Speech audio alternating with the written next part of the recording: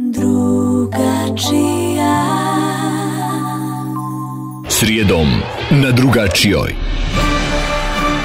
Postoji legenda da su opozicionari znali što se radi kad se dođe na vlast.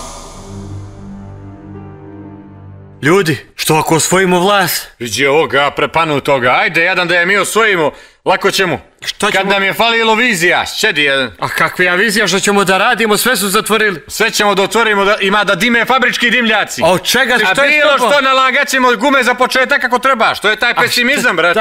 Od koja para? A neko će pogurat, desit će se nešto polako.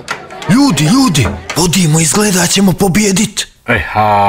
Kukala ni majka. Što ne nađe od naroda. Drugačija.